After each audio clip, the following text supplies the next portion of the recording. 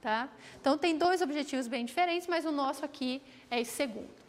E eu vou falar sobre isso em uma tarefa específica, tá? Que é muito estudada na área de banco de dados, que é o que a gente chama de deduplicação de dados. O que é deduplicação de dados? Eu tenho uma base de dados com 1 milhão de usuários, né? Só que aí tem sempre o cara que vai lá e cada vez que ele entra alguma coisa na base, ele muda o jeito que ele escreve o nome dele, ou ele ele erra a idade dele, ele vai digitar e digita errado, ou coisa desse tipo. Ele não é consistente nos dados que ele entra. Um bom exemplo disso, que tem muita gente utilizando, eu tenho essas bases de artigos na internet, né? Eu tenho milhares de artigos, bibliotecas digitais com milhares de artigos, e o nome do autor em cada artigo está escrito de um jeito. Como é que eu sei se aquele autor de um artigo X é o mesmo autor do artigo Y? Né? Então, o que a deduplicação de dados quer fazer é ver se dois registros no meu banco de dados se referem à mesma entidade do mundo real. Tá? Como é que funciona esse negócio de deduplicação de dados? Quais são as técnicas tradicionais normalmente utilizadas para isso? Então, eu tenho uma base de dados com um conjunto de registros. O que eu vou fazer? Primeira coisa, eu vou ter que gerar pares de registros. Por que gerar pares? Para eu saber se uma coisa é uma réplica ou não, eu tenho que comparar duas coisas. Então, eu gero todos os pares a partir dessa base. Tá? E aí eu calculo uma medida de similaridade entre esses pares. Tá? Então, por exemplo, a distância de edição entre dois nomes, ou existem métricas, por exemplo, para calcular distâncias entre CEPs, tá? Para eu saber se uma localização está próxima da outra. Existem dezenas de métricas, tá? Que já foram propostas há bastante tempo, para eu tentar calcular então, essas similaridades entre atributos diferentes em bases de dados. Tá? Então, eu vou calcular essa similaridade, e de acordo com essa similaridade, eu vou classificar esses pares como sendo réplicas ou não réplicas. Tá? Agora, como é que eu classifico esses pares como sendo réplicas ou não réplicas? Tá? Na maioria dos casos, tenho dois problemas aqui. Primeiro, que o número de réplicas vai ser muito menor que o número de não réplicas. Tá? Eu vou ter muito mais gente que não é repetido do que é repetido. Muitos mais pares que representam pessoas diferentes do que pares representando a mesma pessoa. E, além disso, para eu saber se um par representa a mesma pessoa ou não, eu tenho que olhar. Eu tenho que rotular, eu tenho que ir lá e dizer, a classe desses dois aqui é réplica. Eles se referem à mesma pessoa. Tá? Então, aí já dá para ver o custo que eu teria que ter aqui para rotular todos os pares e tentar aprender deles. Tá, então qual que é a proposta do que eu vou apresentar aqui para vocês agora? A gente vai criar um algoritmo genético. O que esse algoritmo genético vai fazer? Ele vai ser um classificador que, baseado nessas medidas de similaridade entre os pares, tá? Ele vai conseguir dizer quem que é réplica e quem que não é réplica. Um exemplo, tenho dois registros aqui, o R1 e o R2. Tá? Eu tenho ali nome, idade, cidade e sexo. E aí eu defino algumas métricas que vão dizer, aqui eu estou mostrando a distância, tá? Entre R1 e R2. Quando eles são iguais, a distância é 0, ou a similaridade é 1. E nos outros casos, essas métricas vão me dar, então, valores de distância. Tá? Então, para cada atributo, eu tenho métricas diferentes de distância. Qual que é o meu objetivo? O meu objetivo é ter uma métrica mais geral, que leve em conta todos esses atributos, que vê quem que é mais importante e qual que é o valor aceitável, né, para essa distância retornar, para ele ser a mesma pessoa ou não ser a mesma pessoa. Então, o que eu vou fazer? O que a minha programação genética vai fazer? Ela vai tentar combinar os resultados dessas métricas e gerar uma métrica que é muito maior. E aí, em cima dessa métrica, eu vou colocar um limiar e vou dizer, sempre que essa métrica for maior que x, é uma réplica, sempre que for menor que x, não é uma réplica. Tá. Então, a primeira pergunta, como sempre, é o que é um indivíduo, né? Então, o meu indivíduo aqui, está meio ruim de ler essa figura. Aqui no lado esquerdo, eu tenho uma árvore, então, tá? Aqui eu estou usando qualquer coisa ali, A, B, C, tá? Mas ela tem, os meus operadores são funções matemáticas, mais, menos, vezes, dividir e log, Tá? E o que eu vou fazer é, cada folha ali, então ela representa um valor de distância entre um atributo, um par de registros para um atributo específico numa base de dados. Então, por exemplo, distância de edição de nome, isso é uma folha. Tá? Distância de acordo com a métrica X entre o CEP. A distância entre a idade das duas pessoas e coisas desse tipo. Tá? Então, eu vou criar uma função matemática a partir disso. Tá? E aí, para cada indivíduo na minha base de dados, eu vou associar um peso, W, e esse peso W, na verdade, ele vai ser a minha fitness. Só que o que é diferente aqui? Além de ter uma fitness para o meu indivíduo, tá? Eu vou associar um peso também para cada um dos meus pares. Por quê? Quanto maior for esse peso, quer dizer que esse registro é mais difícil de classificar. E se ele é mais difícil de classificar, a chance de eu passar ele para o... do meu classificador, dar ele para o meu usuário rotular manualmente é maior. Tá? Isso vai ficando tudo claro aqui conforme eu vou falando. Bom, aqui tem um fluxograma do algoritmo. Aquelas distâncias, elas precisam ser comparáveis? Normalmente que a gente só normaliza, coloca entre o intervalo de 0 e 1, né, para eu não somar coisas muito diferentes, porque se uma métrica varia de 1 a 100 e a outra de 1 a 20, quando eu somar eu perco um pouco da informação aí. Então, normalmente eu só normalizo. Tá? Então, vocês veem que se eu olhar para isso aqui, eu tenho bem mais blocos do que no meu diagrama anterior, né? Mas porque aqui eu também tenho uma fase de pré-processamento que eu vou fazer aqui, que some, tá? Então, aquele meu primeiro quadrinho ali é uma fase de pré-processamento que eu tenho que fazer antes de chegar no GP, não tem nada a ver com o GP. O que eu faço ali? Primeiro, eu gero os pares, e tendo os pares, eu calculo os valores dessas métricas, tá? Que eu posso pré-calcular as distâncias entre pares. E aí, o que eu vou fazer? Eu vou ter, entre esses pares, tá, um conjunto de pares que são mais similares e um conjunto de pares que são menos similares, lógico. O que eu vou tentar dar para o meu usuário rotular inicialmente? Tá? Tudo que é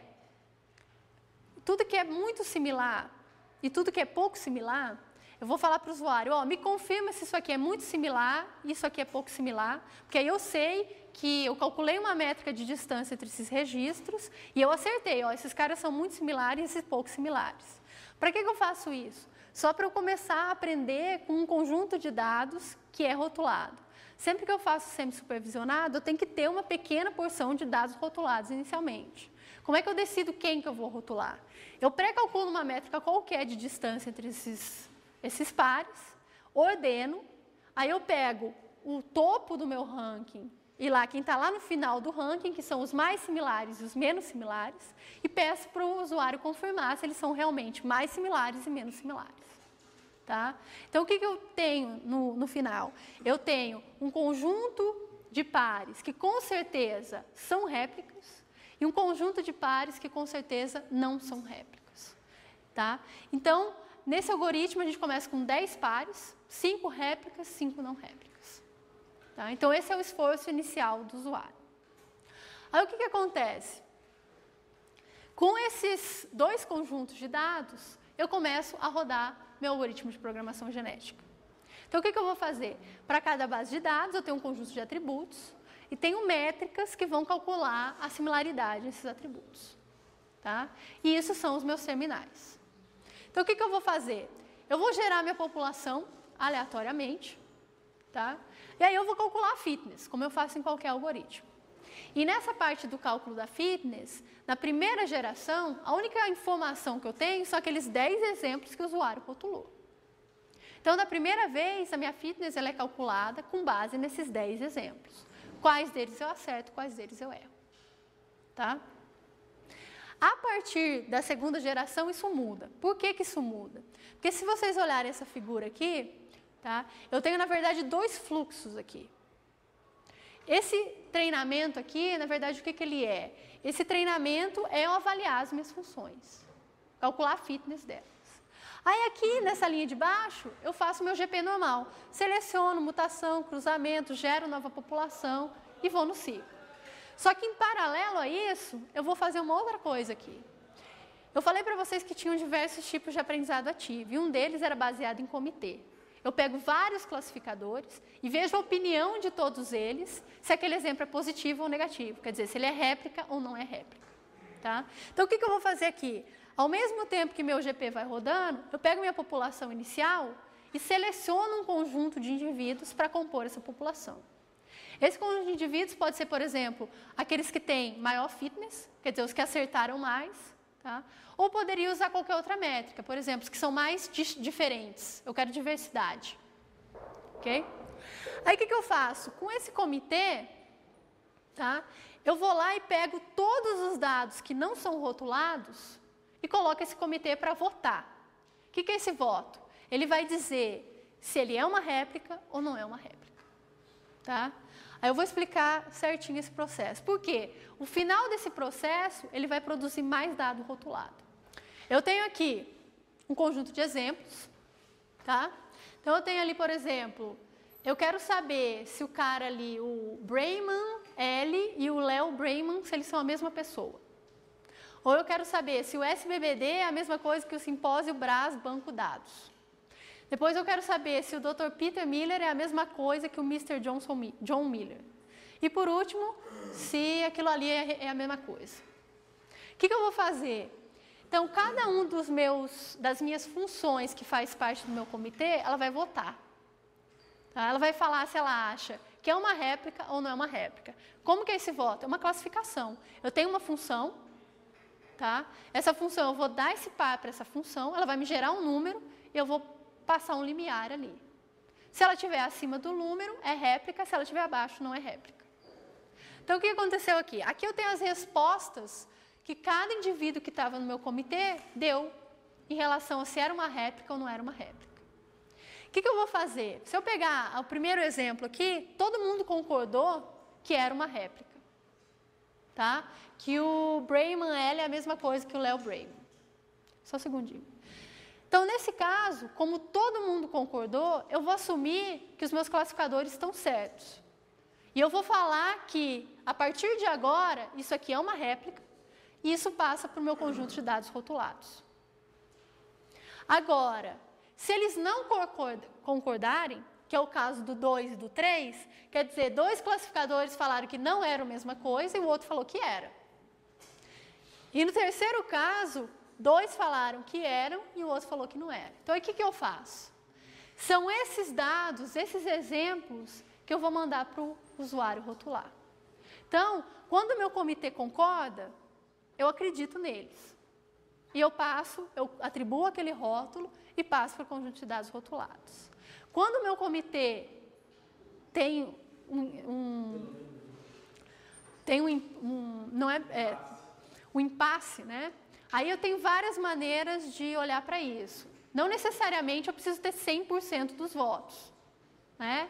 Pode ser que não queira a maioria absoluta. Aí tem várias maneiras de eu fazer isso. Mas é assim que eu decido, então, o que eu mostro para o meu usuário. Tá?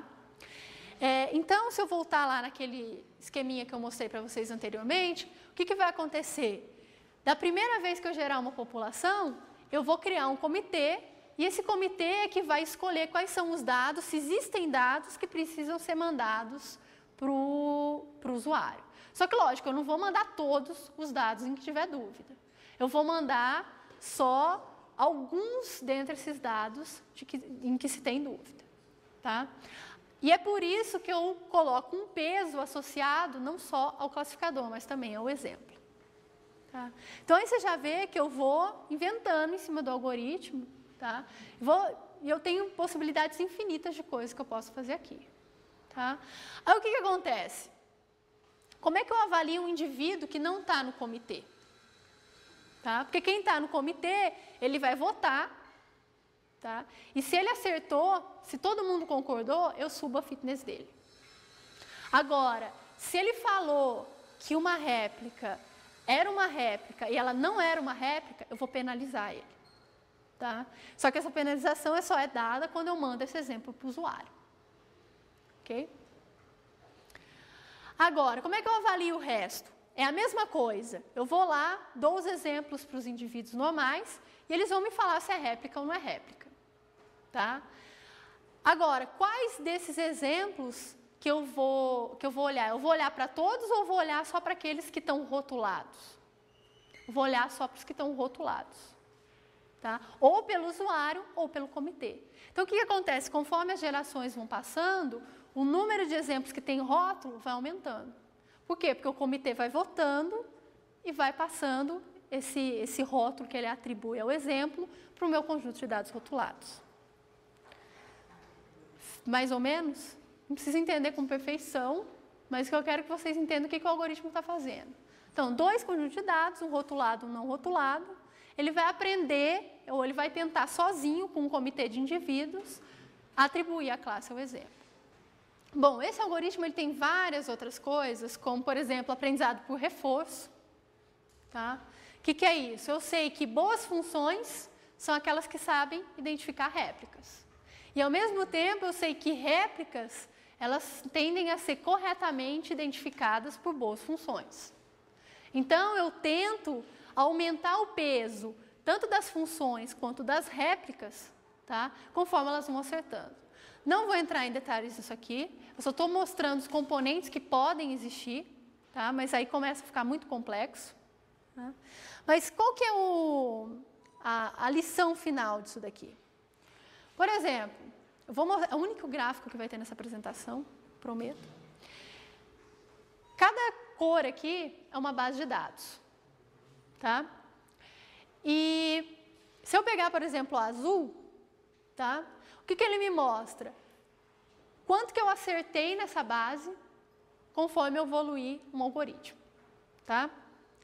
Agora, mais interessante do que isso é ver isso aqui. Quantos exemplos eu precisei para acertar tudo aquilo?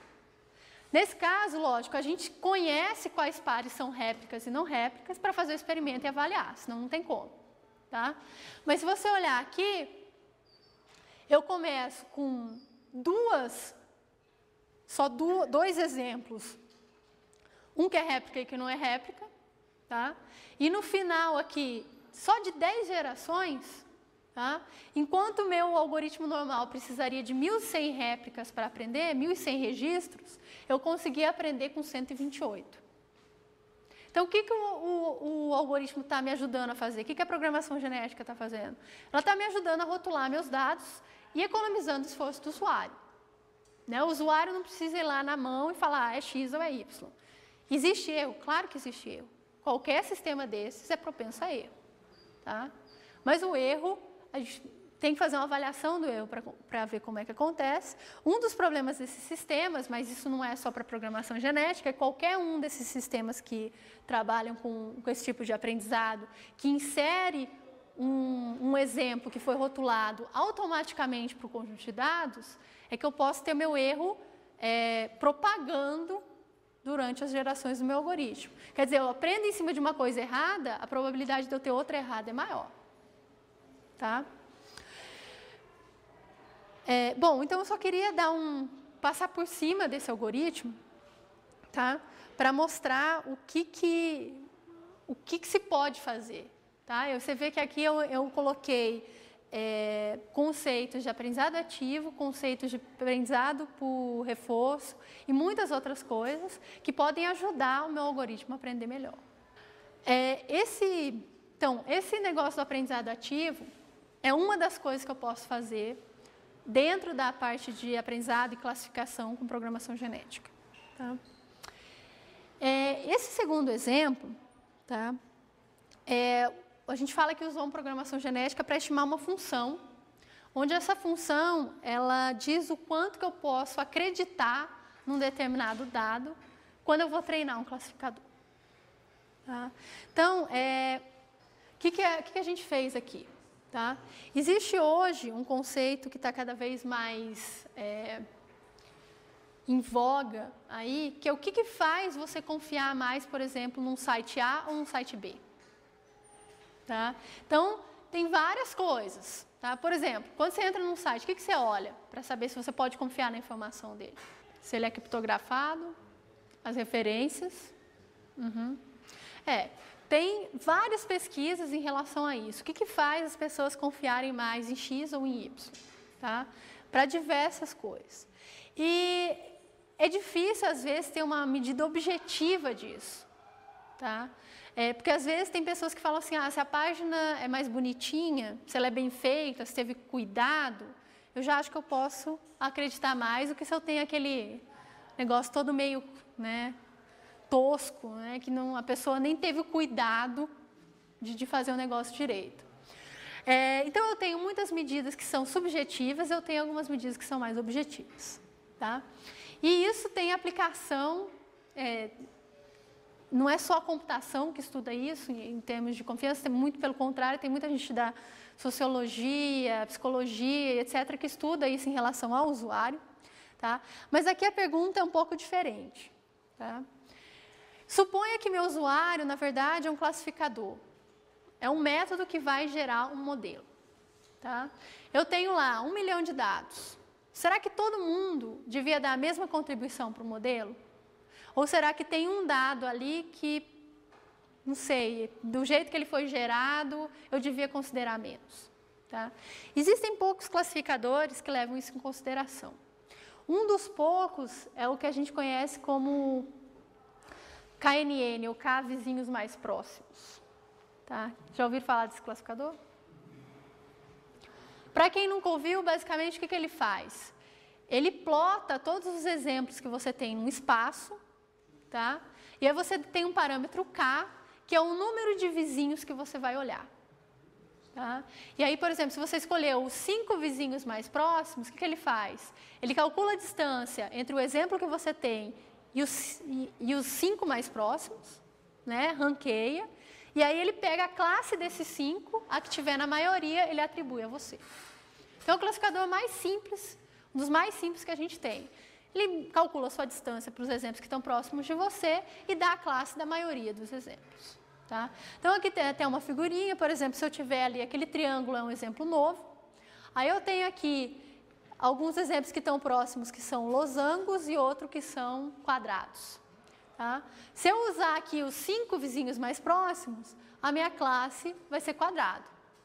Se eu usar só os 2 vizinhos mais próximos, vai ser o retângulo. Tá? Então, qual que é a ideia desse trabalho? É eu mudar isso daqui.